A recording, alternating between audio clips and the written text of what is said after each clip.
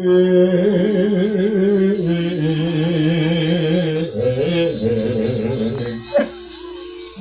kok man. Ya Petro. Waduh. Dorong senggono nih. Ya Agung. Jenengan durgi mriki. Peteng Ya sama aku dutus dening ramamu ki Semar Gandamaya. Supaya gampang utawa mamanuki marang lakuning bentuk garing kang sato bagus. Lumarak mring negara Ngastina. Lajeng yen ana sambikarane sing ana alangane Anoman ing minangka dadyasana ngayomi marang kesametaning Petruk. Raden. Matur nuwun nggih Gus. Dina samane Petruk badhe dipun jahi dening Wadyabala ing segelar semapan nyarangan tumbahe nganti kaya jati ngarang nika. Kae sapa Petruk? Wadyabalanipun jati sampurna.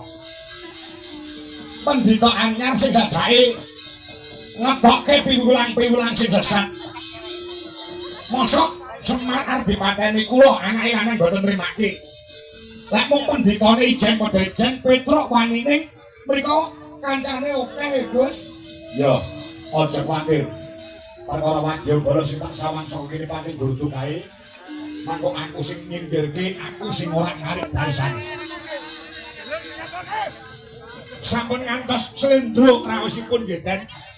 Dinten samangke mangsa bodho. Ya Wadyabalane tak singgirke nenek nganti. Penemban Begawan Sumo jati sampurna sing maju kowe sing nandi. Nggih, main singgirke Wadyabalane mriki pendhitane sing ngayahi kula. Ya.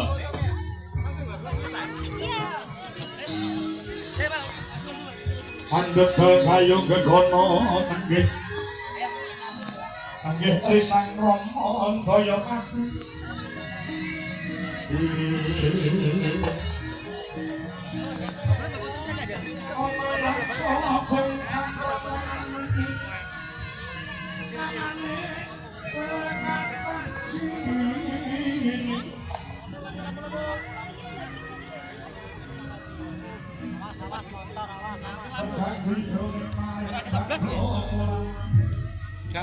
Belas lampu.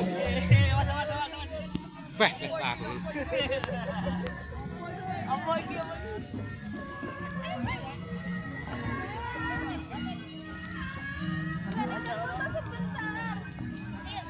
Ayo, Gun, foto. Iya.